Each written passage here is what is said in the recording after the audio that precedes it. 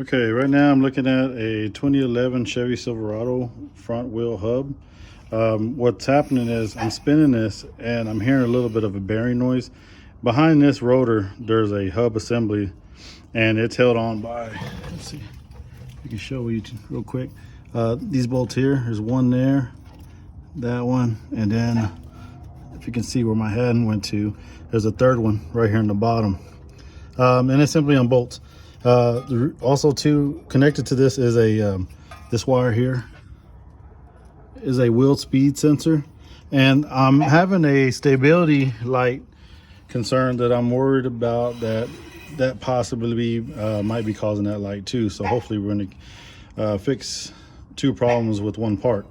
So I'm about to dismantle this. First thing I'm going to do when I dismantle this, I'm gonna go ahead and remove my brake assembly. So you got this top bolt here and your bottom one here to take and remove the caliper, set it to the side, and then I'll have two more bolts. I'll come around back. I can see it down there. Well, yeah, down there, and there's one up here.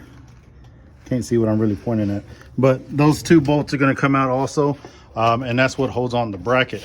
So I'll take caliper off, take the bracket out, and once I do that, on the front of this rotor, it does have one Torx screw, which is kind of loose, so I can probably get that out easy, and that's holding on the rotor. I'll take that out of the way and see if I can access those three bolts. Okay, so I've removed the rotor bracket, and I got the caliper just hanging up here at the top right now. So I removed all those, and it was just like I said, take the one screw out, the rotor comes out. And so here's my hub assembly, and I'm gonna spin it. Really shouldn't be that noisy. A little noisier than I would like. And I'm thinking once the pavement is making contact with it, it makes the sound even louder.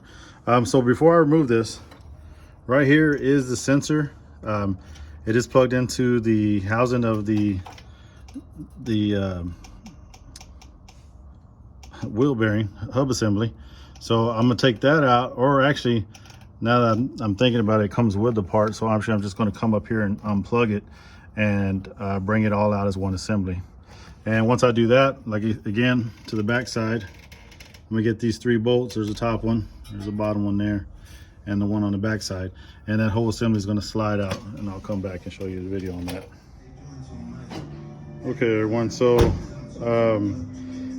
I forgot this was a 4x4, and on 4x4s, you have an axle that comes through here. See a little boot right there, like accordion flaps there, and it travels through, and it comes out on this side is where my axle nut is. So I got to remove that nut.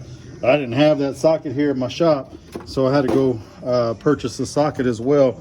And I did skip over this because you guys, I did this off camera, but what I did is it had a cap on it like that, and I had to get a screwdriver in there, and I hammered it in, tapped it loose, and then just pried it off. Didn't damage it too bad, so we're okay. You can see right there, kind of nicked it a little bit. So, but anyways, I'm going to go ahead and remove those three bolts as I said, but I'm also going to remove this axle nut while I'm at it, and then I'll come back on. Okay, so I removed the hub assembly, and you got your dust plate that sits behind it. There's your axle there. I like to, at this point, you know, inspect, see if I see any damage, anything wrong, and any leaks of any kind. This is some rust preventative I'm putting on there because you see it doesn't get removed very often, so just trying to lubricate it. But anyways, so one thing I did notice that it was kind of hard to see those bolts back there. They're still in there because they were hitting against the cup of this boot here as I was removing it. And so what I did is I kept pushing this backwards to help give me room so I can keep rotating those bolts, and I just left them there because I'm going to go right back in with it. But so anyways, there is my old assembly, and what I suspected is this bearing here is basically gone bad on me and causing me a problem. So, which it's not as loud as I would expect now, but I can see right there, it almost looked like it was too hot, overheated. Kind of has like a purple tint to it. I know it's kind of hard to tell from the camera, but you can see where it got overheated. All right, so and here's my new assembly that I'm going to put on, nice and shiny. So one thing is important when putting this on, let's see, right there, this little cutout right there at the top, right there, that's where your ABS wire is going to pass through. So you got to make sure you get that in the same spot to put that sensor in the right location. And here we go. There's a better view of looking at it. All right, so I'm gonna put that back in. I'm gonna put those 3 bolts in the back and show you what it's gonna look like. Okay, so we got the new front wheel hub assembly on.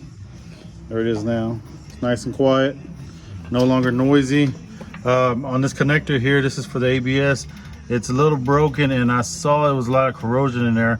So I simply sprayed some battery cleaner in there to see if that would help kill some of that corrosion down.